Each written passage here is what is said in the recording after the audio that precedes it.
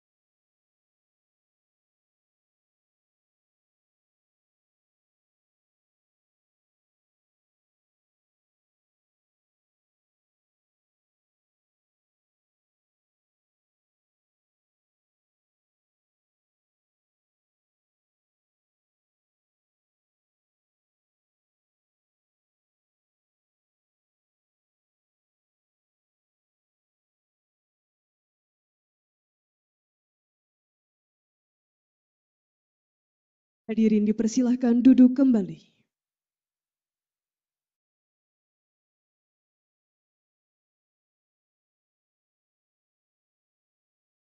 Hadirin, sesaat lagi kita akan mendengarkan keynote speech yang akan disampaikan oleh Bapak Dr. Hananto Prakoso selaku Kepala Pusat Pengembangan Sumber Daya Manusia Perhubungan Darat.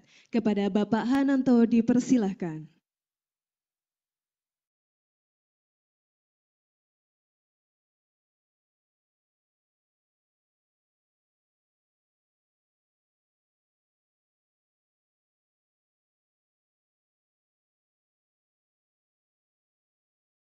Assalamualaikum warahmatullahi wabarakatuh. Salam sejahtera bagi kita semua. Selamat siang. Yang saya hormati Pak Direktur PTDI STTD, Pak Afi Mukti. Selamat datang Pak Afi. Yang saya hormati para kabak, kabit di lingkungan PTDI STTD. Yang saya hormati Bapak Amelia Aldian, Senior Transport Engineer dari World Bank Indonesia, adik-adik mahasiswa, mahasiswi PTDI STTD, dan seluruh perguruan tinggi matra darat yang mengikuti acara ini. Yang saya hormati juga Bapak Ibu dosen yang hadir, terima kasih atas waktu Bapak Ibu semua untuk hadir di kegiatan hari ini. Pertama-tama marilah kita panjatkan puji syukur kehadirat Allah Subhanahu wa Ta'ala, Tuhan Yang Maha Esa. Atas limpahan rahmat-Nya kita masih diberikan kesehatan untuk hadir pada kegiatan ataupun acara yang sangat-sangat penting ini. Sekali lagi saya ucapkan terima kasih atas kehadiran kita semua yang telah meluangkan waktu untuk hadir di acara Studium Jenderal Perguruan Tinggi Matra Darat di lingkungan PTD STTD. Bapak Ibu semuanya, adik-adik yang saya cintai, yang saya banggakan, saya sudah beberapa kali bicara mengenai perubahan-perubahan yang terjadi. Ini saya ulangi sekali lagi, ya. Jadi saat ini dunia berubah begitu cepat. Salah satunya dari sisi demografi. Kita lihat bahwasanya Indonesia saat ini 10-20 tahun ke depan akan menikmati bonus demografi yang luar biasa. Jadi inilah keunggulan Indonesia dibandingkan dengan negara-negara lain di dunia. Artinya bonus demografi ini harus benar-benar dimanfaatkan seoptimal mungkin untuk kesejahteraan seluruh rakyat Indonesia. Namun kalau kita lihat di peradaban lain, di belahan dunia lainnya, mereka saat ini mengalami suatu periode yang dinamakan sebagai aging society. Banyak sekali negara-negara maju di dunia yang kekurangan penduduk produktif ataupun angkatan kerja produktifnya. Jepang, Korea, Amerika Serikat, negara-negara Eropa, mereka sangat kurang sekali dari sisi tenaga kerja produktif. Oleh karena itu ada dua sisi yang berbeda jauh. Satu sisi kita bonus, banyak penduduk produktif, banyak tenaga kerja yang luar biasa potensial ke depannya, tapi di sisi lain, di belahan dunia lainnya, mereka kekurangan tenaga kerja produktif. Artinya apa? Ada kesempatan besar kita untuk ke depan kita harus menjadi SDM yang unggul, tidak hanya di sektor transportasi, tapi semua sektor. Sehingga kita bisa apa? Bisa memenuhi lapangan kerja Indonesia dan juga lapangan kerja di luar negeri. Kita harus bisa berkompetisi secara global, bisa meningkatkan kompetensi kita menjadi SDM yang mampu bersaing dengan SDM dari luar negeri. Berikutnya adalah saat ini kita memasuki era society 5.0 ya. 5.0 di mana semuanya terjadi banyak disrupsi. Salah satunya kemunculan on-demand ride hailing seperti Gojek, Gokar, dan lain sebagainya. Dan juga contoh-contoh lainnya sudah sangat banyak. Amerika Serikat mempunyai disrupsi yang saat ini mereka sedang pelajari dan kembangkan adalah robotaxis. 3 perusahaan besar, Ford, Ergo AI, dan juga Lyft, salah satu operator on-demand terbesar di Amerika Serikat, mengembangkan proyek kerjasama robotaxis, di mana nanti pada tahun 2030, taksi-taksi di Amerika akan driverless, tanpa menggunakan supir. Kemudian disrupsi yang terjadi adalah kemunculan ChatGPT, ya. Aplikasi AI yang dapat memberikan informasi seluas-luasnya kepada kita. Bahkan di sektor pendidikan kita bisa tanya apapun kepada ChatGPT dan mereka akan memberikan jawaban secara lengkap dan jelas. Kemunculan teknologi V2X communication, vehicle to everything communication juga akan mempengaruhi masa depan transportasi dunia. Oleh karena itu di era disrupsi ini kita harus menyiapkan diri kita menjadi SDM yang unggul, berkompeten, dan berdaya saing global. Itulah yang harus kita tanamkan ke dalam diri kita, merubah mindset kita. Kita tidak hanya berkompetisi sesama kita Indonesia, tapi bagaimana kita menjadi manusia unggul yang mampu berkompetisi dengan negara lain di dunia. Karena saat ini perdagangan bebas, persaingan global tidak bisa dibendung lagi. Artinya negara kita, Indonesia, kita semua mempunyai tugas tanggung jawab pekerjaan rumah yang luar biasa berat untuk kiranya Indonesia bisa bersaing dengan negara maju lainnya. Selanjutnya, ujung-ujungnya transportasi adalah sustainable. Bagaimana menciptakan transportasi yang berkelanjutan. Disrupsi-disrupsi yang tadi terjadi ataupun yang akan terjadi, kita harus antisipasi, kita harus siapkan juga dari sisi keberlanjutannya. Bahwasanya disrupsi itu tetap harus dalam koridor yang sustainable, ya. Transportasi yang sustainable adalah transportasi yang efisien, transportasi yang ramah lingkungan dan berkelanjutan dari sisi ekonomi dan lain sebagainya. Oleh karena itu, disinilah kita perlu banyak belajar dari para expert yang benar-benar berkompeten dari sektor transportasi. Salah satunya adalah Pak Aldian. Pak Aldian sebagai senior transport engineer di World Bank punya pengalaman panjang. Beliau pernah berkarir di Kementerian Perhubungan, Kementerian Ekonomi, kemudian lanjut di World Bank. Dan pengalaman beliau sangat panjang dan penuh dengan wawasan internasional yang luar biasa. Oleh karena itu, kita sangat beruntung, bersyukur hari ini kedatangan Pak Aldian yang akan memberikan, men-share pengalaman beliau, bagaimana sih ke depan transportasi ini akan terjadi, akan berubah, dan bagaimana dari koridor keberlanjutan ini harus dijaga dari sektor transportasi. Jadi saya mengucapkan terima kasih kepada Pak Aldian. sudah berkenan hadir di kampus PTD STTD ini untuk share pengalaman kepada semua mahasiswa-mahasiswi yang ada di perguruan tinggi Matra Darat, di kita semua.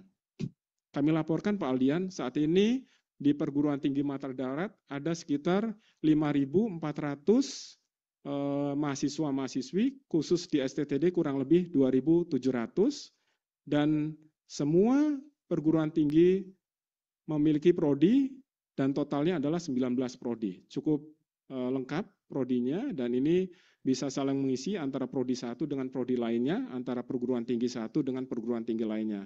Jadi terima kasih sekali lagi kami ucapkan Pak Aldian atas kehadirannya, dan kami mohon kepada kita semua, sivitas akademik perguruan tinggi di Matra Darat untuk berperan aktif, berpartisipasi aktif dalam diskusi ini, sehingga kita bisa memberikan suatu hasil yang optimal dari hasil FGD ini, dan juga bermanfaat kepada kita khususnya dan kepada Kementerian Perhubungan pada umumnya dan juga masyarakat Indonesia. Demikian dari saya, mohon maaf kalau ada kekurangan dan kesalahan. Terima kasih. Wassalamualaikum warahmatullahi wabarakatuh.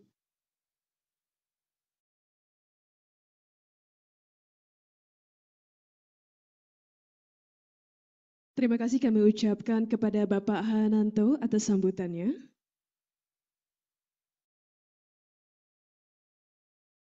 Selanjutnya adalah penandatanganan berita acara serah terima Electronic Book dari World Bank Indonesia kepada Politeknik Transportasi Darat Indonesia STTD. Kami mengundang Bapak Aldian selaku perwakilan dari World Bank Indonesia beserta Bapak Afi Mukti selaku Direktur PTDI STTD untuk menempati tempat yang telah disediakan. Serta kami turut juga mengundang Bapak Hananto untuk dapat bergabung bersama ke depan.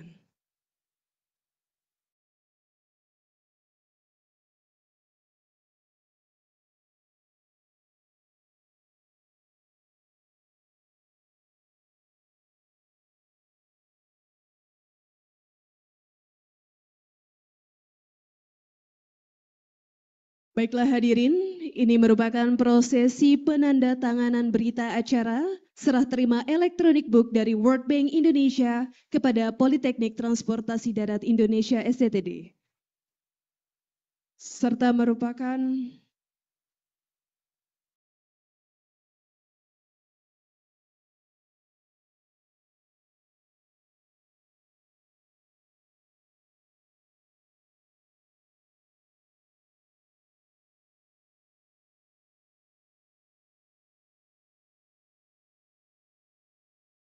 Baiklah hadirin, penandatangan berita acara serah terima Electronic Book dari World Bank Indonesia STTD kepada Bapak Hananto selaku Kepala Pusat Pengembangan Sumber Daya Manusia Perhubungan Darat.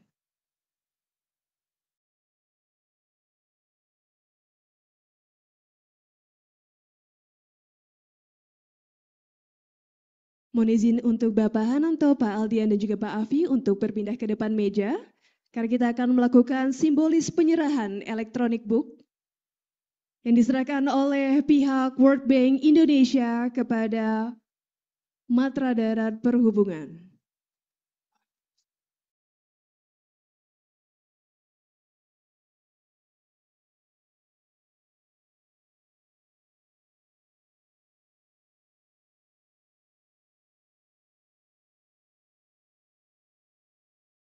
Baiklah, itulah dia prosesi. Kami persilahkan untuk Bapak kembali ke tempat.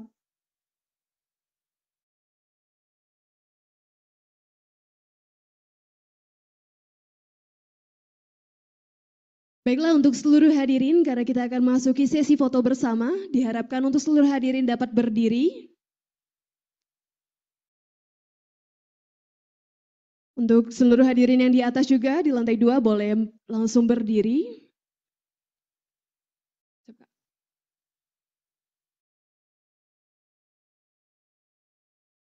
Silahkan persiapkan senyum terbaiknya. Akan saya bantu hitung mundur. 3, 2, 1. Mungkin sekali lagi. 3, 2, 1. Sekali lagi 3, 2, 1.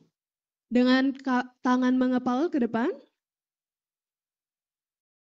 Baiklah, 3, 2, 1.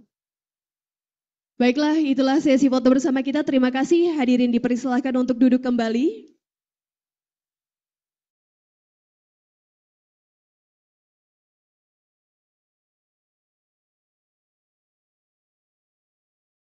Baiklah hadirin sekalian, sampailah kita di acara utama kita pada hari ini, yaitu pelaksanaan kegiatan kuliah umum bertemakan A Guide to Achieving Sustainable Transportation. Kami mohon kepada Bapak Amelia Aldian selaku narasumber dan para moderator Ibu Erlina Indriasari MT dan Reno Elvin Albarokah dapat menempatkan diri di stage. Saya Anissa Meliana Safitri sebagai pemandu pembukaan acara pada hari ini pamit undur diri. Wassalamualaikum warahmatullahi wabarakatuh.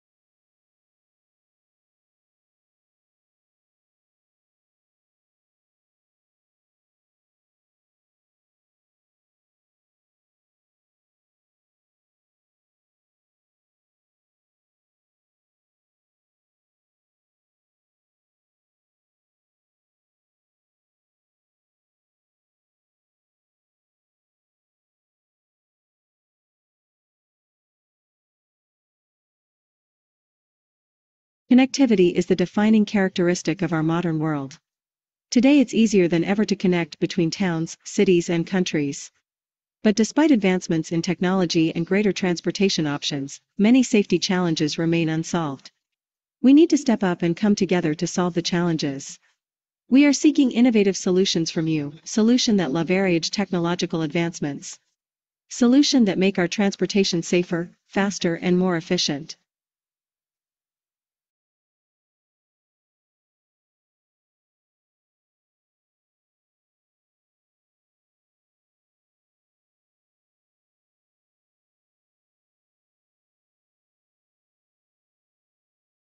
Assalamualaikum warahmatullahi wabarakatuh. Shalom, Om Swastiastu, Namo Buddhaya, salam kebajikan, salam prestasi untuk kita semuanya.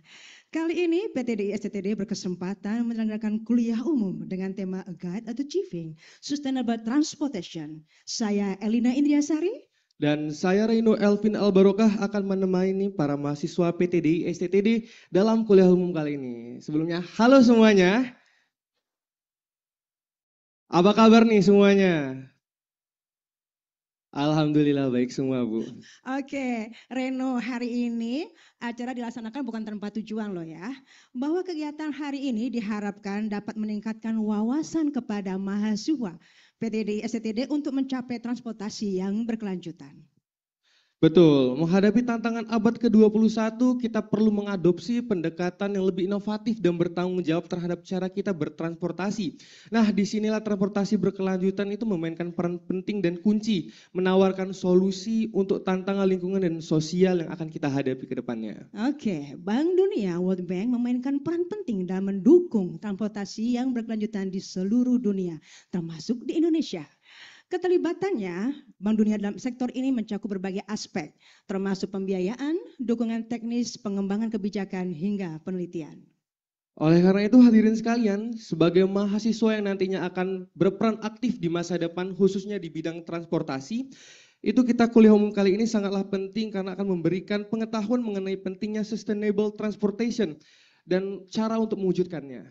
Nah, sekedar informasi di bawah di akhir sesi nanti akan ada kuis berhadiah nih Bu. Oke. Ada kuis berhadiah, jadi bagi mahasiswa-mahasiswa PTD STTD yang akan mencatat beberapa materi yang sangat penting, mungkin segera dicatat karena mungkin akan keluar di pertanyaan-pertanyaan di akhir nanti Bu. Berarti untuk menyiapkan fokus yang terbaik Betul, ya dari tetap para fokus dan mahasiswa tetap dan mahasiswa semangat. yang ada di sini. Betul. Nah, kira-kira seberapa penting sih dari sustainable transportation itu Bu? Dan bagaimana cara kita mewujudkan transportasi yang berkelanjutan akan kita bahas bersama Bapak Aldian selaku Senior Transport Engineer World Bank. Selamat siang nih Pak. Boleh, silakan. Boleh dipakai mixer. Selamat siang. Sehat Bapak kabarnya Pak? Alhamdulillah. Alhamdulillah sehat Ya. Pak. Mungkin kita akan membacakan CV Boleh. Pak Aldian Oke, secara ya. singkat. Ya. Pak Aldian merupakan alumni ALL Pak pada tahun itu Pak. ALL pada tahun 1993 yang artinya merupakan alumni dari PTDI STTD yang kita kenal sekarang. Beri tepuk tangan. Tepuk semuanya. tangannya meriah terlebih dahulu. Wow. Wow. Beliau juga pernah menempuh pendidikan di luar negeri, tepatnya di University of South Australia pada tahun 2000 hingga 2005. Dan Pak Aldian juga memiliki berbagai pengalaman pekerjaan seperti bekerja pada Kementerian Perhubungan sejak tahun 1994 hingga tahun 2007. Beliau juga pernah berkarir di Kementerian Koordinator Bidang Perekonomian di Indonesia pada tahun 2007 hingga 2012. Dan saat ini beliau bekerja sebagai World Senior Transportation Engineer di World Bank. Baik, tanpa berlama-lama lagi kami silakan kepada Bapak Aldian untuk dapat sharing knowledge tentang bagaimana cara mencapai sustainable transportation khususnya di Indonesia Bapak. Beri tepuk tangan yang meriah untuk narasumber kita pada hari ini. Kepada Bapak dipersilakan Pak. Saya dengan duduk aja atau? Boleh senyamannya Bapak. Oke, Siap. baik. Assalamualaikum warahmatullahi wabarakatuh. Salam sehat, salam sejahtera bagi kita semua. Ya. Pertama-tama yang terhormat Bapak Kepala Pusbang Perhubungan Darat, Bapak Direktur STTD, beserta jajarannya, dan juga adik-adik yang sangat saya cintai. Senang sekali saya bisa kembali ke kampus tercinta, ya. Meskipun banyak sekali jejak kami, Angkatan 12, kebetulan di sini juga ada Pak Wahyu Hapsoro, yang kebetulan juga satu angkatan yang sudah tidak ada. Tapi suasana kampus ketarunaan perhubungan masih sangat terasa. Saya diundang ke sini sebagai pribadi, sebagai alumni ya, sebagai alumni. Saya sebenarnya tidak mewakili institusi saya, Bank Dunia. Kebetulan saya sekarang bekerja di Bank Dunia. Tapi saya hadir di sini sebagai alumni. Ya. Saya hadir di sini sebagai alumni. Dan saya mengajukan cuti hari ini kebetulan agar bisa ke sini gitu. Ya, karena saya sudah rencanakan lama memang pengen ke sini. Dan tentunya pertama ingin saya sampaikan bahwa tadi yang disampaikan Pak Kapus ya sangat betul bahwa kita mendapat bonus demografi ya, kita akan mempunyai usia produktif yang banyak ya, sementara negara lain tidak. Tapi jangan sampai usia produktif ini yang tanpa kapasitas ya. Sehingga peluang kita dengan kapasitas yang mumpuni, kita bisa mengisi peluang-peluang itu di negara-negara lain. Dan salah satu topik yang mengemuka di dunia saat ini adalah tentang green development, sustainable development. Semuanya sekarang green, ya. Green financing, green energy, dan sebagainya. Karena eranya sudah semacam itu. Jualan apapun sekarang harus ada aspek sustainabilitas. Harus ada aspek green. Ya. Karena kita sudah merasakan sendiri, ya. Kita sudah merasakan sendiri akibatnya. Saya mencoba mencari topik yang kira-kira memang berkaitan dengan adik-adik sekalian, masalahnya juga cukup update, ya, dan ini menyangkut semua aspek, sehingga dari topik yang begitu banyak, saya mencoba fokus di bagaimana menuju transportasi perkotaan yang berkelanjutan. Ya, mudah-mudahan nanti kita bisa berdiskusi, belajar Kira-kira apa yang perlu kita tingkatkan agar kita bisa berperan serta di sana? Ya. Next mungkin, ya.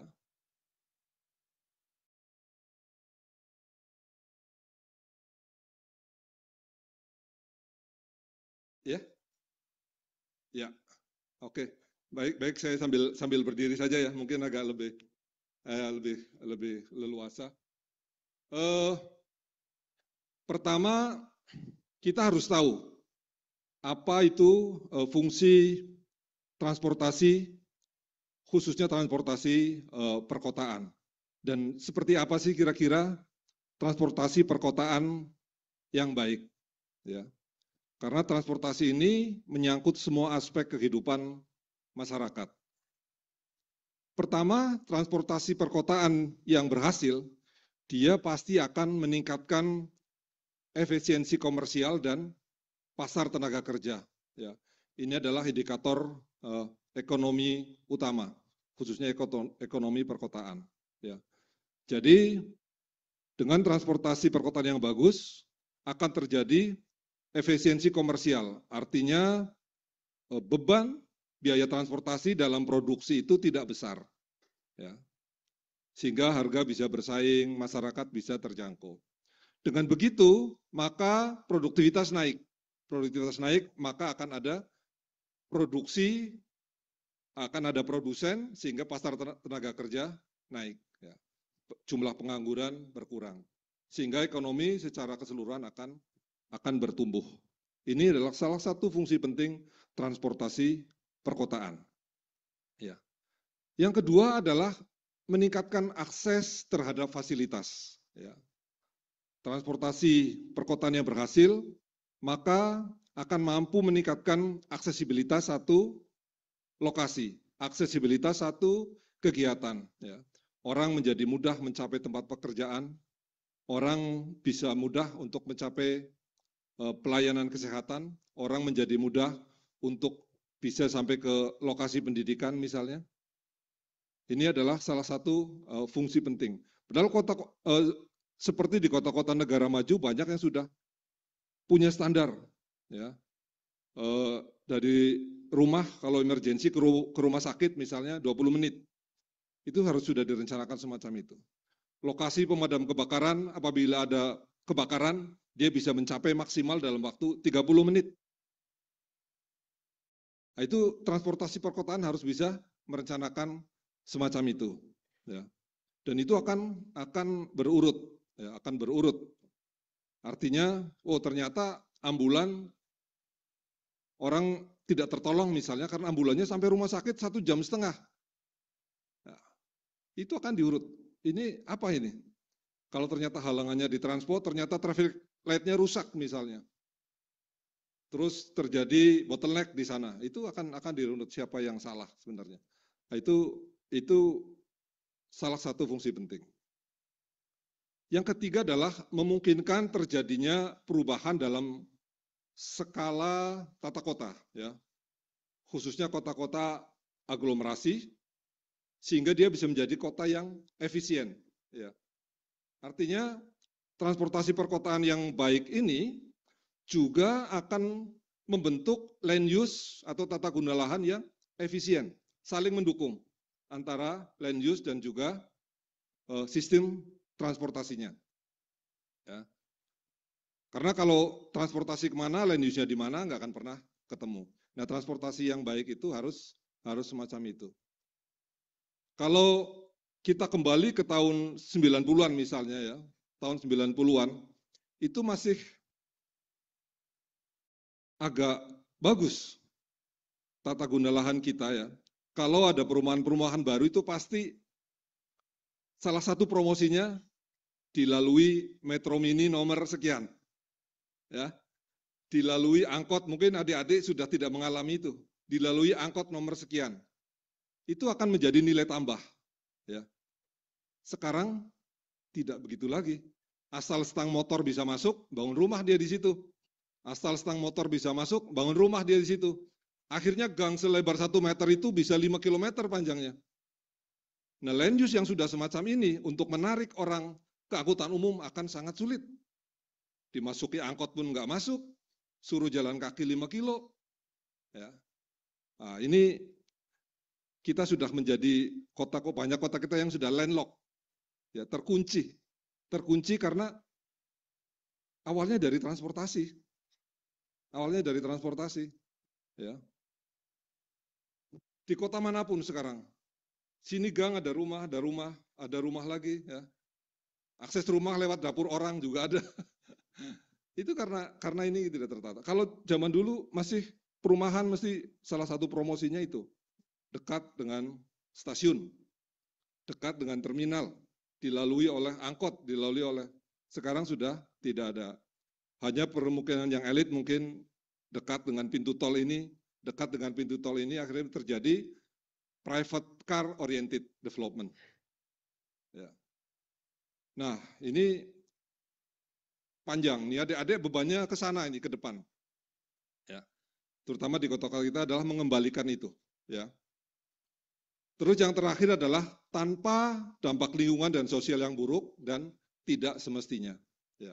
Kita melayani, tapi kita harus bisa menekan dampak lingkungan dari sektor transportasi dan juga dampak sosial dari sektor transportasi.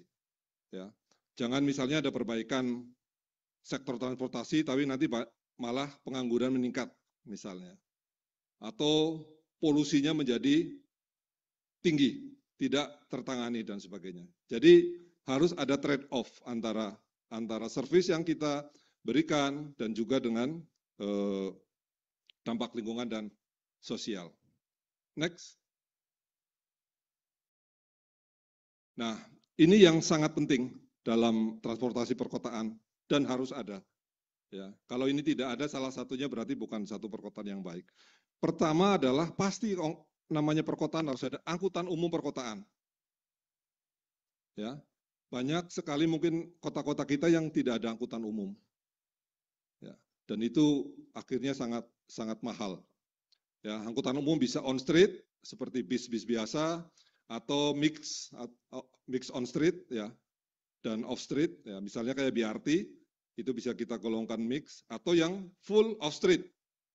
Misalnya kayak MRT, LRT, dan sebagainya. Ini harus ada angkutan umum perkotaan, karena ini adalah hajat hidup orang banyak. Terus juga pasti ada jaringan jalan perkotaan. Ya. Jaringan jalan perkotaan pun harus dengan hierarki yang betul. Ya. Bahwa jalan arteri hanya bisa connect kepada jalan kolektor.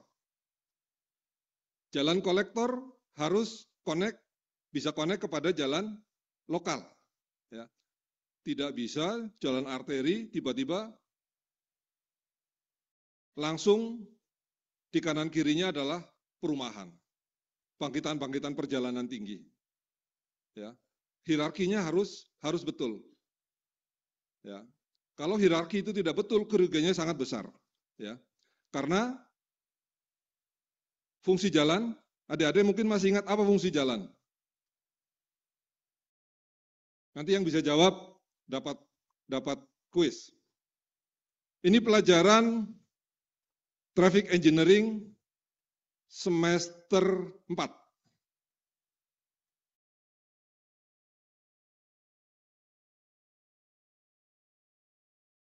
Ayo.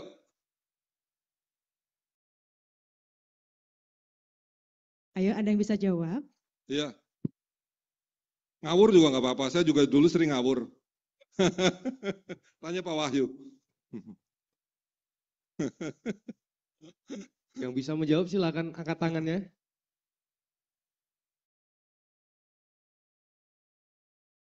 Tingkat 2 berarti ya posisinya ya? Iya. Iya, tingkat 2. Pak Adian, pelajaran tingkat 2 ini. Ya, mungkin Di nanti atas, ya. Izin bahwa di atas ada. Ada. Ya. Ya.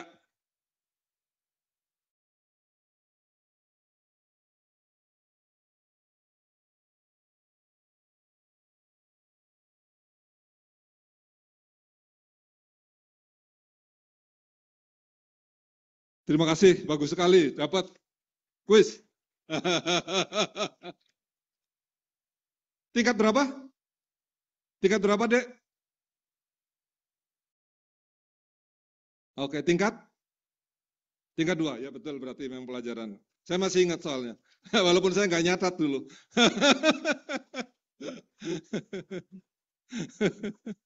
Ya. Jadi fungsi jalan itu utamanya 2 tadi, mobilitas dan aksesibilitas. Ya, bahwa jalan harus aman, selamat itu adalah persyaratan teknis. Tapi fungsi jalan itu adalah 2, mobilitas dan aksesibilitas. Ya, jadi ini sangat penting.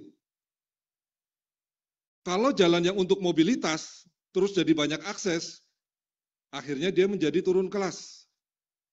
Ya. Pantura itu harusnya dia jalan untuk mobilitas. Ya. Tapi akhirnya berkembang menjadi banyak akses. Akhirnya menjadi seperti jalan lokal. Jalan yang untuk aksesibilitas itu adalah jalan lokal. Jalan yang mix antara mobilitas dan aksesibilitas adalah jalan kolektor. Ya, kolektor. Nah, akibatnya kalau kita lihat, karena jalan arteri itu menjadi banyak akses, fungsinya untuk aksesibilitas, akhirnya kecepatan turun. Ya, karena jalan untuk mobilitas itu paling tidak free flow speed-nya itu sekitar 80 km per jam. Tapi karena fungsi dia bercampur dengan akses, akhirnya bis antar kota yang harusnya 80 km per jam bersaing dengan becak, bersaing dengan gerobak. Ya, akhirnya kinerjanya menjadi turun. Padahal dari sisi infrastruktur, jalan arteri itu mahal. Dia paling tidak harus bisa mendukung MST 8 sampai 10 ton. Ya, tapi dipakai parkir, dipakai pedagang kaki 5. Ya. Kalau kita hitung secara ekonomi itu kerugian yang sangat besar. Karena macet semacam itu akhirnya bikin jalan arteri baru, bypass. Ya, bikin bypass. Tapi land use tidak ditata lagi. Orang bikin rumah lagi, bikin ruko lagi di situ segala macam. Turun lagi jadi jalan lokal lagi, bikin bypass lagi. Wah, itu sudah kerugiannya sangat besar. Ya. Jadi ini salah satu tanggung jawab kita. Kelihatannya sepele, tapi kalau kita hitung secara kerugian ekonomi sangat besar. Jadi infrastruktur yang kita punya itu, jaringan jalan harus bisa kita pertahankan fungsinya. Terus yang ketiga adalah sistem manajemen lalu lintas. Nah, ini kita punya jaringan jalan, itu harus kita manage. Salah satunya tadi adalah mempertahankan fungsi mobilitas, fungsi aksesibilitas, ya, itu harus kita atur dengan sistem manajemen lalu lintas. Terus salah satu hal penting dalam perkotaan yang baik adalah sarana transportasi tidak bermotor, ya. Karena orang awalnya memang menggunakan transportasi tidak bermotor. Dan akses utama ke angkutan umum, ke fasilitas pasti kendaraan tidak bermotor, ya. Ini sangat penting. Ya, kota-kota negara maju pasti ini menjadi hal yang utama. Karena kalau bisa orang pakai tidak bermotor dulu, baru pakai yang bermotor. Kalau jauh, pakai angkutan umum. Ini yang sangat penting. Walaupun saya taruh di terakhir, tapi ini adalah yang utama dari semua itu. Ya, adalah institusi transportasi perkotaan. Ya. Institusi ini paling tidak dia bisa mengintegrasikan perencanaan, desainnya, pembiayaannya, implementasinya, dan juga penegakan hukum. Ini harus menjadi satu kesatuan. Ya. Kita merencanakan bagus, tapi desainnya jelek, ya tidak akan jalan. Perencanaan bagus, desainnya bagus, pembiayaannya nggak nyambung. Ya. Kita butuhnya sepatu, belinya peci. Ya. Ini harus nyambung. Oh, harus sepatu ukuran sekian, harus betul-betul. Jadi apa yang kita bangun itu menjadi betul-betul berfungsi. Jangan sampai apa yang sudah kita bangun ternyata tidak bermanfaat. Ya, jadi ini harus perencanaan, desain, pembiayaan, implementasinya juga harus semacam itu. Seperti tadi, jalan dibuat arteri, implementasinya harus dijaga. Bahwa ini arteri, jalan arteri mahal, punya 2 lajur, ya, strukturnya mahal dibanding jalan lokal. yang paling hanya untuk MST 2 ton misalnya. Ini arteri harus 8 sampai 10, jadi strukturnya mahal. Fungsinya harus dijaga, yaitu dengan pada saat implementasi. Bagaimana untuk bisa menjaga implementasi? Penegakan hukum. Jadi institusi ini harus integrated. Kalau penegakan hukumnya tidak ada, ya sudah. Apapun yang kita rencanakan, apapun yang kita bangun dengan pembiayaan akhirnya menjadi percuma, menjadi tidak berfungsi. Ya. Ini adalah agar kita bisa mendapatkan satu sistem transportasi perkotaan yang baik. Next. Ya, mengapa transportasi perkotaan yang baik itu sangat perlu? Ya. Karena pertama, kawasan perkotaan itu adalah magnet ekonomi. Ya. Jadi sebuah studi banyak menyimpulkan bahwa sekitar 50-70% PDB suatu negara, khususnya negara berkembang itu berasal dari ekonomi perkotaan. Kalau di Indonesia sekitar 60% itu disumbangkan oleh perkotaan. Sangat besar, ya, sangat besar. Jadi ekonomi satu negara itu sangat tergantung pada perkotaan. Indonesia sekitar 60% dari PDB. Ya.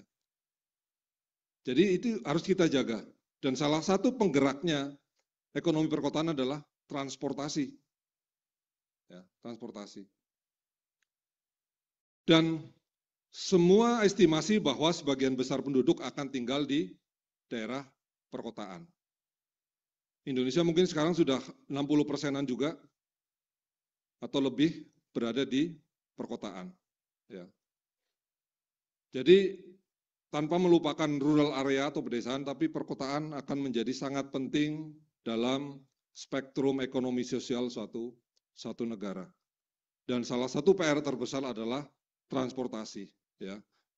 PR pekerjaan yang menanti karya-karya adik-adik semua. Nanti kalau sudah lulus terus mengembangkan ilmu, harus bisa berkontribusi ke sana.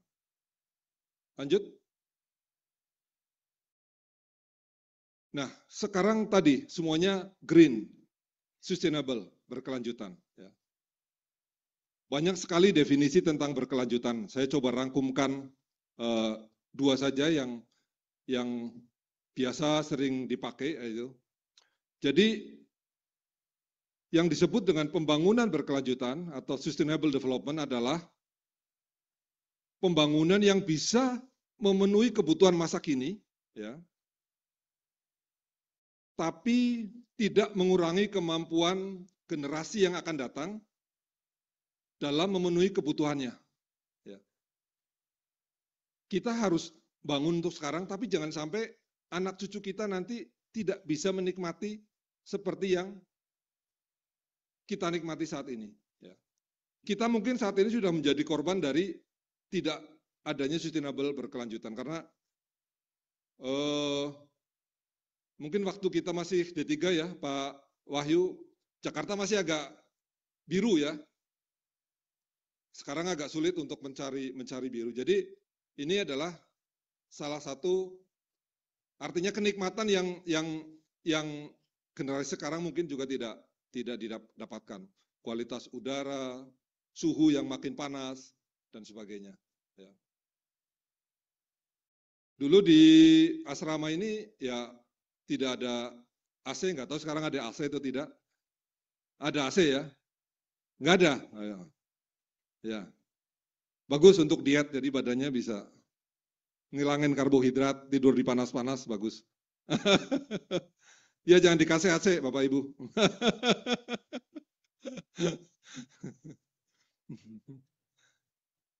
Ya, tapi sekarang memang makin panas. Ya. Terus yang kedua yang biasa juga dipakai adalah pembangunan sosial ekonomi apapun harus memperbaiki, bukan merusak lingkungan. Ya. Karena lingkungan ini adalah warisan untuk anak cucu kita. Ngapain kita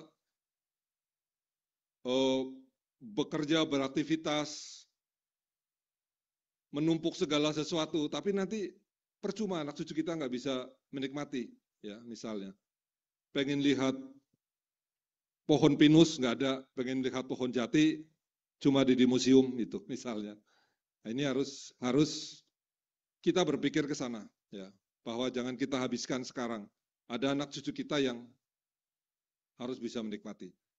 Jadi doa itu, kita harus bangun, memenuhi kebutuhan, tapi jangan sampai merugikan generasi yang akan datang. Bukan hanya merugikan tetangga sesama, tapi generasi yang akan datang. Ya, generasi yang akan datang. Ya. Karena kalau kita umat beragama, pasti apapun akan dipertanggungjawabkan. Apa yang kita rusak hari ini dan merugikan generasi yang akan datang, kita akan dimintai pertanggungjawaban. Ya. Anda buang puntung rokok, tidak berpikir panjang, ternyata di dekatnya ada orang yang punya penyakit kronis, menghirup bekas puntung itu, dia jadi sakit. Kita nggak terasa, tapi kita akan dimintai pertanggungjawaban. Ya. Jadi kita harus berpikir itu, apa yang saya lakukan, kira-kira merugikan orang lain atau tidak. Itu berpikir untuk sustainable development. Ya. Next. Nah, tantangan transportasi perkotaan kita. Ya. Pertama, yang bisa kita lihat dengan kasat mata adalah penggunaan kendaraan pribadi yang tinggi. Ya. Mungkin mode share kendaraan pribadi di kota-kota kita sudah 60% mungkin gabungan motor dan mobil, ya. Mungkin sudah sekitar 60%. Akibatnya kapasitas jaringan jalan dan lokasi parkir terbatas. Ya. Karena lokasi sudah jaringan jalan terbatas, lokasi parkir terbatas, akhirnya parkir on street. Tambah berkurang lagi kapasitas jalan kita. Jadi seperti lingkaran setan. Dan kebanyakan decision maker kita solusinya adalah bangun jalan lagi. Ya. Padahal mengatasi kemacetan dengan bangun jalan itu ya seperti apa? Minum air laut, tambah haus. Ya. Apalagi dengan laten demand kita yang tinggi. Ya. Itu tidak lama pasti akan macet lagi. Sudah banyak contoh, ya. Kalau adik-adik tahu di Jakarta Selatan dari arah Blok M ke Cipete, ya, dulu macet, terus dibangun jalan layang, Antasari, dibangun jalan layang. Berapa tahun? Sekarang tambah macetnya luar biasa. Ya. Terus bottleneck di persimpangan, dibangun overpass, underpass. Hanya berapa tahun? Macetnya bertambah. Karena itu latent demand. Ya. Namanya induced demand. Ya. Induced demand itu adalah yang tadinya tidak ada. Ya. Ini bukan generated, tapi induced. Ya. Kalau generated karena ada aktivitas. Induced ini sebenarnya tidak ada aktivitas baru, tapi orang ada persepsi, oh ini sudah bagus. Di sana persimpangannya udah pakai underpass, udah lancar. Yang tadinya sudah mau naik angkutan umum, bawa mobil lagi. Udah nggak macet itu di sana, simpangnya. Bawa mobil lagi. Ya. Dulu ada kebijakan pelarangan truk di jalan tol dalam kota. Ya. Orang-orang yang bawa mobil macet, takut dengan truk, naik angkutan umum. Terus truk dilarang, hanya boleh malam. Orangnya bawa mobil lagi. Ya, itu namanya induced. Itu tanpa aktivitas tambahan, itu namanya induced demand. Terus akibat itu kemacetan dan waktu perjalanan semakin panjang. Ya. Ini juga cost, ya. Travel time yang juga bisa menjadi biaya. Akhirnya, karena bagaimanapun angkutan umum dengan jalan yang macet, dia makin menjadi tidak reliable. Akhirnya angkutan umum lambat laun tersisih, apalagi dengan motor. Akhirnya tidak ada. Ya. Padahal masih banyak masyarakat yang tergantung dengan angkutan umum. Ya, orang-orang tua yang tidak bisa naik motor. Banyak ibu-ibu yang tidak bisa naik motor. Ya. Orang-orang difabel yang tidak bisa naik motor, dia masih butuh angkutan umum.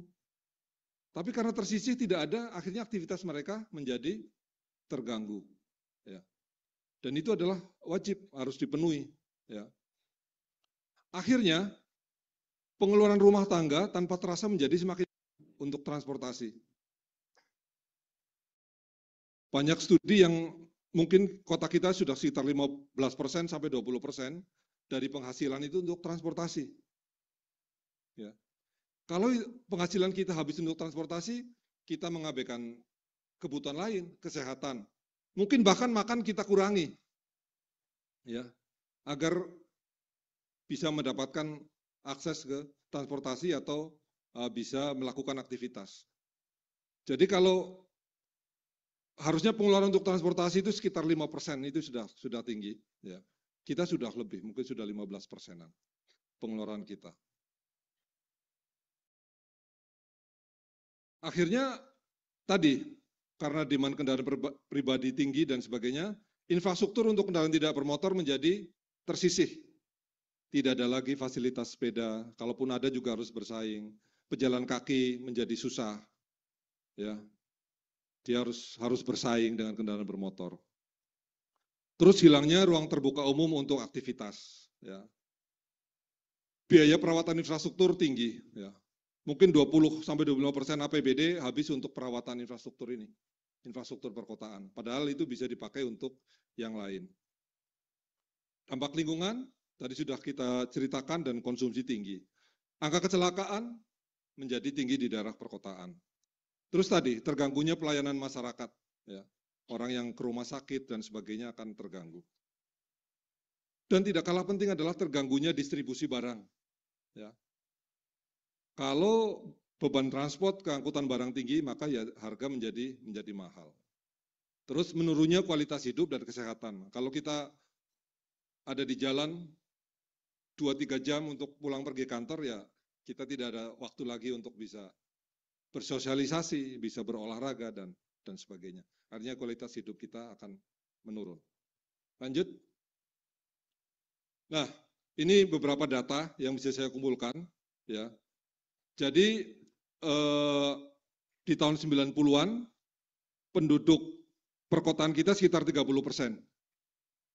Nah, di tahun 2015 sudah 55%. Sekarang mungkin sudah lebih, dan perkiraannya di tahun 2025 tahun depan sudah mencapai 68%. Ya. Jadi orang sudah di perkotaan semua. Ya. Dan kota-kota kita makin tumbuh, ya. Di tahun 2016 itu sudah ada 14 kota yang independen, ya, yang di atas 1 juta. Apalagi kalau kita hitung tidak pakai batas administrasi, ya. Kota-kota yang aktivitasnya juga dari kabupaten di sekitarnya, itu mungkin sudah lebih banyak. Dan sudah ada 12 kota yang antara setengah juta sampai 1 juta. Dan mungkin sekarang sudah 1 juta. Akhirnya kota-kota kita akan makin besar.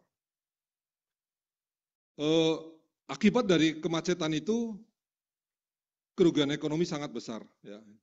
Ini hitungannya sekitar 4 billion US dollar atau 0,5% dari GDP. Ya. Dan kerugian kemacetan ini lebih besar dari fuel consumption kita. Ya. Jadi fuel consumption sudah merupakan satu biaya, kemacetannya juga menimbulkan biaya.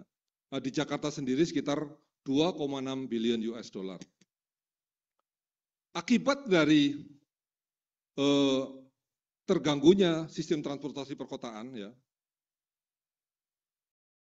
berdasarkan Gini rasio atau gap pendapatan, ya, itu terjadi peningkatan di kawasan perkotaan Indonesia. Ya.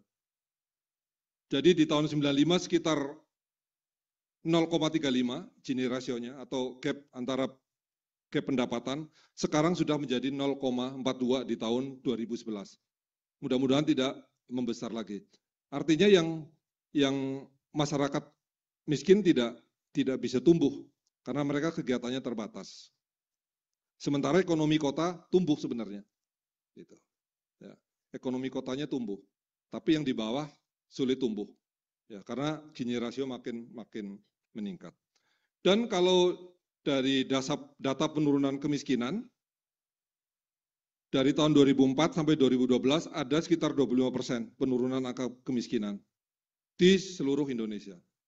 Tapi di perkotaan hanya sekitar 6,5%. Artinya dibandingkan rata-rata penurunan kemiskinan di kawasan perkotaan itu rendah. Ya. Dan salah satu faktor utamanya adalah infrastruktur. Ya. Kurangnya infrastruktur, terutama transportasi.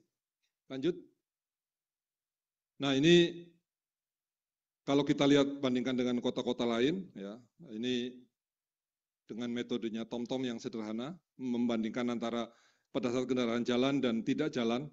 Jakarta itu nomor 10 dan Bandung, Surabaya juga masuk dalam daerah yang macet. Lanjut. Nah kalau kita lihat dari pertama infrastruktur, ya ini kajian kita dengan Bappenas.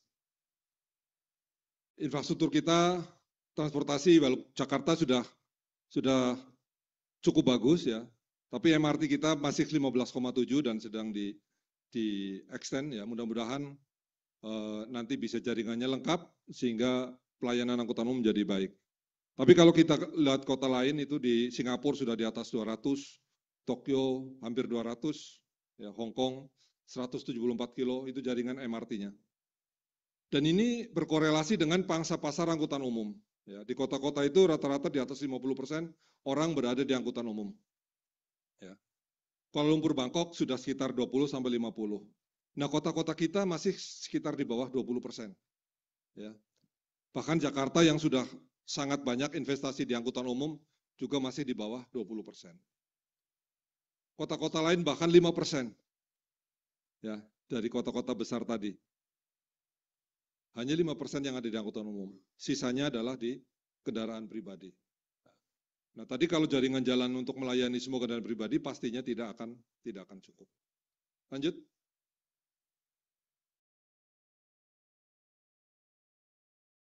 Nah, ini menarik ya. Bahwa di negara lain urbanisasi itu juga membangkitkan pertumbuhan ekonomi. Kita juga tumbuh, tapi kalau kita bandingkan dengan kota-kota lain, pertumbuhan kita kecil. Ya. Jadi kalau ada 1% urbanisasi di Indonesia, itu hanya berkontribusi kepada 1,4% pendapatan domestik bruto. Ya. Hanya 1,4%. Kota-kota di Cina dia bisa sampai 3% sumbangannya terhadap PDB. Kota lain sekitar 2,7%. Ya. Dan itu akibat dari tidak efisiennya pergerakan di dalam sistem transportasi perkotaan. Akhirnya sumbangannya terhadap ekonomi tumbuh, tapi tidak sama dengan di negara-negara lain. Ya. Dan ini adalah potensi yang sangat besar kalau kita bisa perbaiki. Lanjut. Nah, ini ada satu pendekatan ya, bagaimana memperbaiki sistem transportasi perkotaan ya, yang biasanya kita singkat dengan strategi ASI ya, avoid, save, improve ya.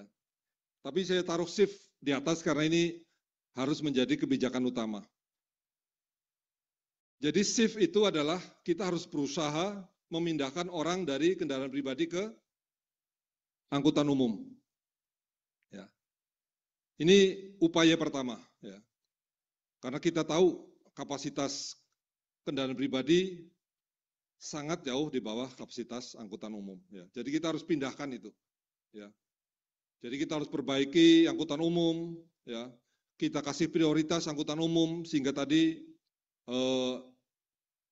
lebih reliable, ya. Akan datang jam 9 pagi, datang 9 pagi, sampai lokasi 15 menit. Jadi reliability-nya bisa terjaga. Ya, jadi harus kita kasih prioritas. Ya. MRT, LRT, BRT, ya, kita kasih prioritas untuk angkutan umum. Orang harus mau berpindah ke angkutan umum. Terus karena feeder angkutan umum adalah kendaraan tidak bermotor yang paling efisien, maka kita harus kasih prioritas kepada kendaraan tidak bermotor. Tapi itu tidak akan jalan kalau kita tidak bisa menekan penggunaan kendaraan pribadi. Ya. Yang bisa kita lakukan untuk menekan kendaraan pribadi adalah dengan demand management, ya. Travel demand management. Ya. Jadi kita harus memanage pelaku perjalanan, ya. Sehingga orang mau meninggalkan kendaraan pribadinya dan berpindah ke angkutan umum atau kita paksa. Misalnya dengan paling mudah adalah kebijakan parkir. Ya. Orang boleh bawa mobil, tapi tidak akan ada parkir on street. Boleh parkir off street, tapi tarifnya zoning. Mahal di tengah kota gitu misalnya. Dan waktunya terbatas misalnya. Boleh parkir di off street tapi 1 jam. Itu akan memaksa orang, karena orang bawa mobil pasti butuh parkir. Kalau lokasi parkir terbatas, pasti orang tidak akan bawa mobil. Jadi manajemen parkir itu lokasinya, tarifnya, dan waktu parkirnya. Itu harus diterapkan. Ya. Terus pricing atau menambah biaya penggunaan kendaraan pribadi. Ya. Misalnya pajak bahan bakar kita tinggikan. Ya. Kalau perlu ada road pricing atau road tolling. Ya. Ini berbeda, road pricing sama road tolling berbeda. Ya. Kalau road pricing itu adalah orang suruh bayar karena dia menimbulkan kemacetan. Ya. Kita bawa mobil itu berarti kita menimbulkan kemacetan, makanya suruh bayar. Itu yang disebut road pricing. Di Singapura, di Stockholm, itu road pricing. Tapi ada yang namanya road tolling. Road tolling itu tidak terkait dengan kemacetan, tapi terkait dengan penggunaan infrastruktur jalan. Di Oslo, di Norwegia, dia menerapkan road tolling. Dan banyak negara yang tidak punya undang-undang untuk road pricing, mereka menerapkan road tolling. Jadi jalan biasa tapi di tol, disuruh bayar. Nah, ini sebenarnya mungkin bisa di Indonesia. Kita kasih aja road tolling. Kaitkan dengan infrastruktur, bukan kaitkan dengan kemacetan, tapi paling tidak menambah biaya penggunaan kendaraan pribadi. Yang kedua untuk memperbaiki lingkungan adalah improve. Ya. Pertama kita harus menggunakan fuel yang lebih bersih, misalnya dengan electric vehicle. Ya. Sebentar lagi mungkin akan ada hidrogen yang lebih bersih. Ya. Terus juga mesin-mesin diusahakan menjadi lebih efisien. Dan yang terakhir adalah avoid, ya, agar orang menghindarkan diri untuk menggunakan kendaraan pribadi. Dan ini biasanya melalui transit oriented development. Ya. Jadi kombinasi antara pembangunan angkutan umum dan tata guna lahan. Ya. Density-nya kita atur. Ya. Jadi di lokasi-lokasi stasiun angkutan umum, kalau bisa kepadatannya tinggi, ya, sehingga orang akan mudah ke stasiun dan kapasitasnya menjadi besar. Terus ada juga diversity dari kegiatan. Kalau bisa orang melakukan kegiatan hanya di zonanya itu saja, hanya perlu berjalan kaki. Belanja, makan di restoran dan sebagainya di sana. Terus desainnya juga harus betul-betul terintegrasi antara tata guna lahan dan angkutan umum. Terus yang lebih penting adalah peraturan-peraturan tentang ini, tentang insentif, disinsentif, TOD harus kita benahi. Ya. Misalnya tinggi gedung, parking dan sebagainya. Ya. Kalau di banyak negara, gedung-gedung itu dikasih aturan batas maksimal parkir. Ya. Kalau di kita kebalik, batas minimal parkir. Jadi kalau gedung 10 lantai, kita aturannya minimal parkir adalah sekian. Akhirnya kita mengencourage sebanyak-banyaknya untuk parkir. Nah, tapi yang benar sebenarnya, kamu boleh punya gedung 20 lantai, tapi parkirnya hanya 50 kendaraan. Ya. Nah, itu akan mengencourage orang untuk memakai angkutan umum. Next. Nah, bagaimana tantangan di Indonesia untuk mewujudkan tadi? Pertama, perbaikan angkutan umum. Ya. Tantangan pertama adalah kapasitas fiskal pemerintah daerah.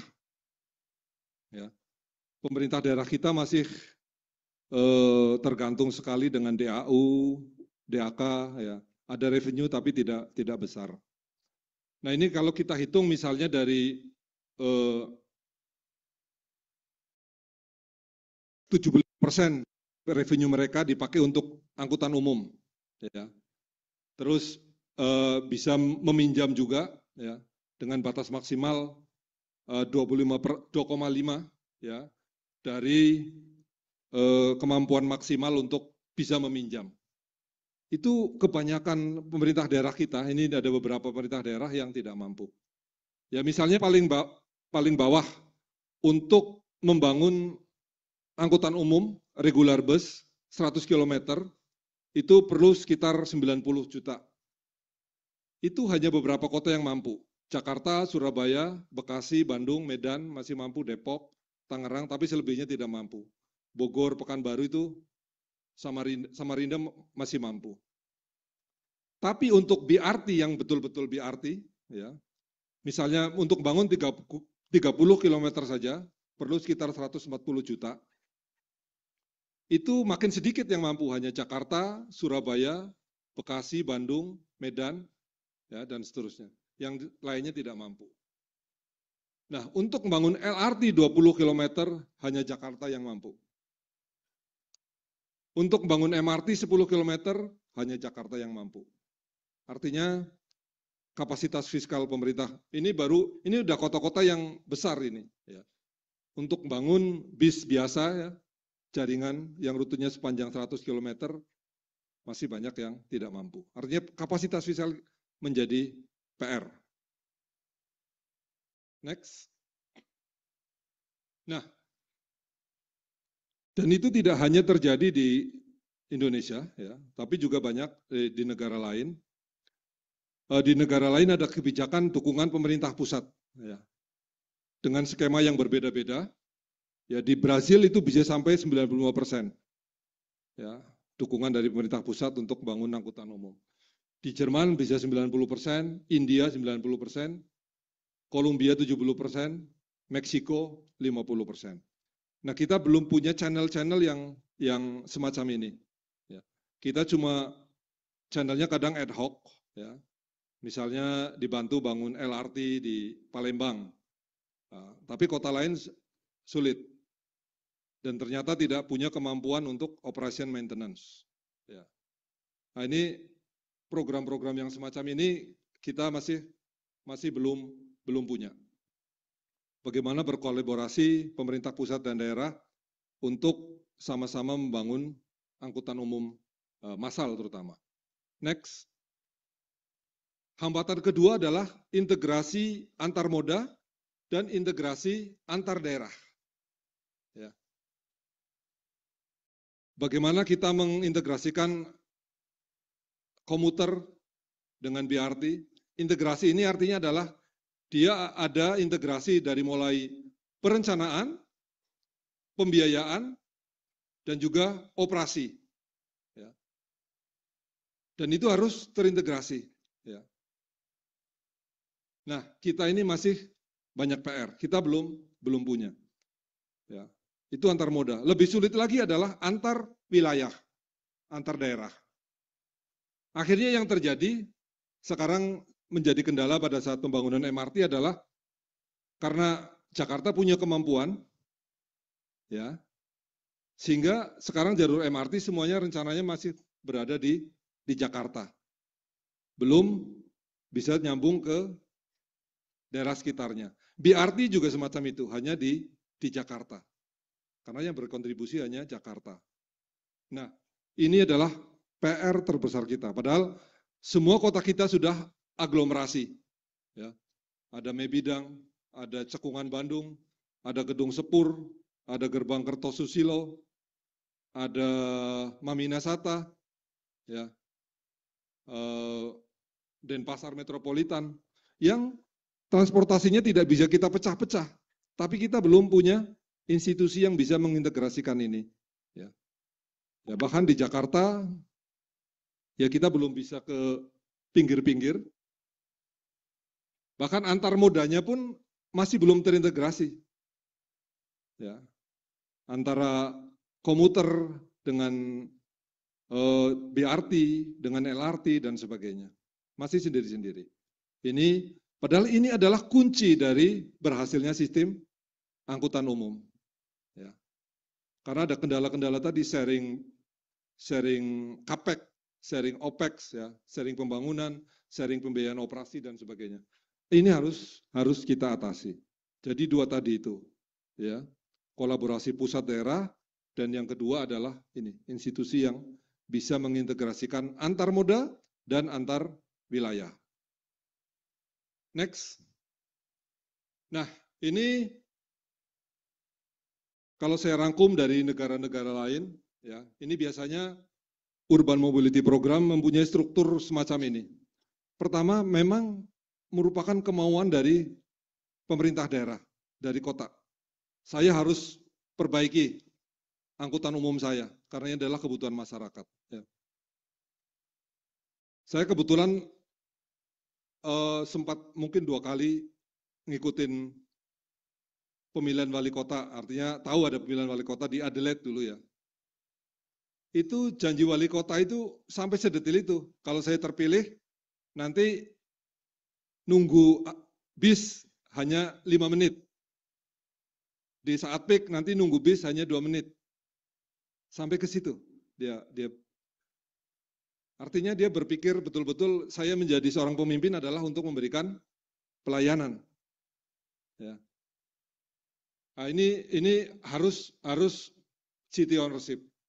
Dia mempropos ke pemerintah pusat, dia mengimplementasikan, tapi di pemerintah pusat sendiri harus ada National Urban Mobility Program and Policy. Ya. Mungkin ini PR kita, Pak Ananto, Pak Afi, bangun program dan kita mungkin belum punya National Urban Mobility Policy, kita mungkin belum punya. Yang kita punya hanya Undang-Undang 22 dan sebagainya.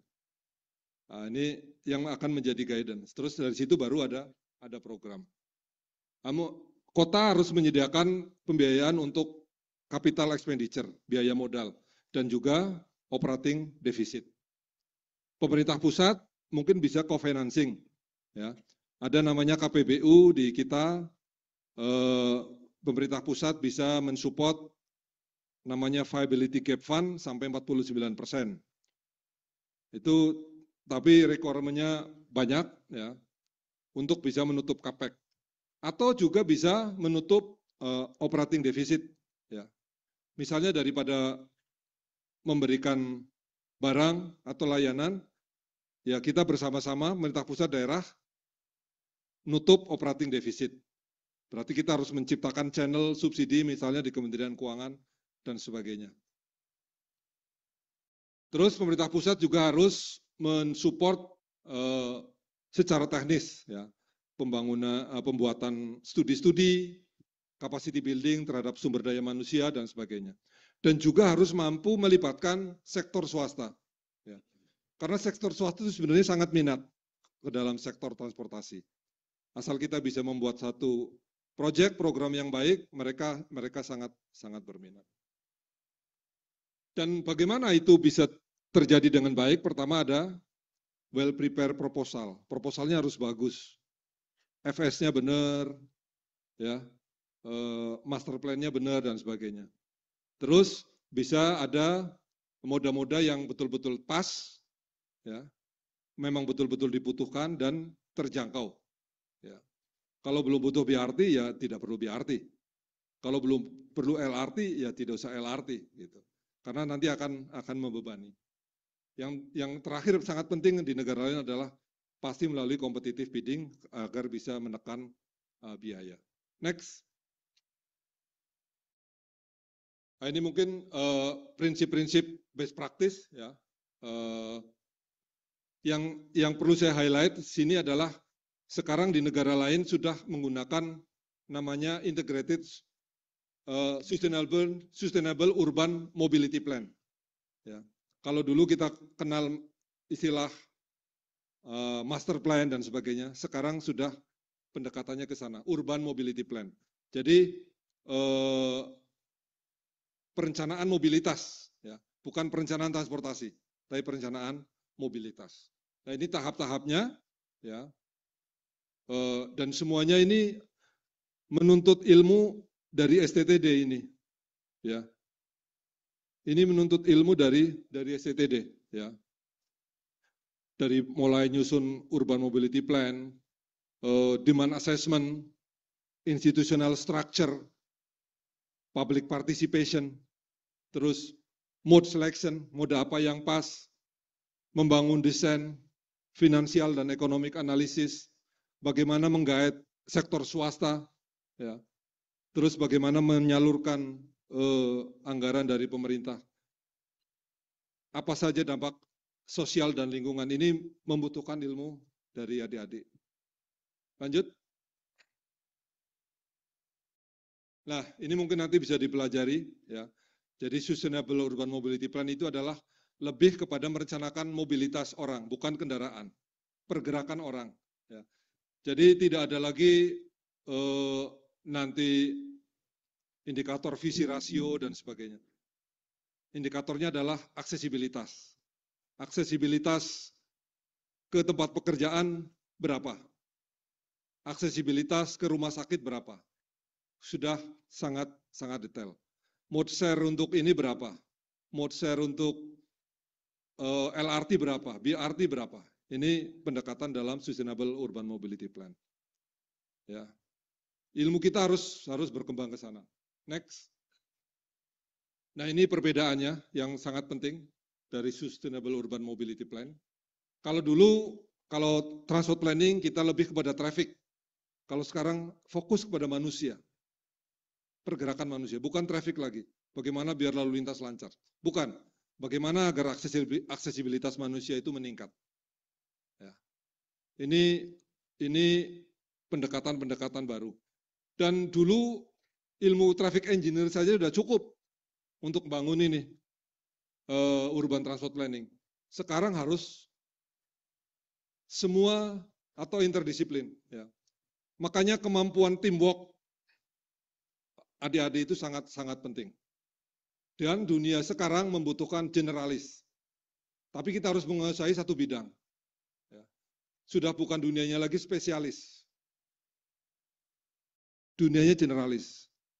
Jangan karena di SCTD hanya ngerti transport modeling, traffic engineering. Tidak.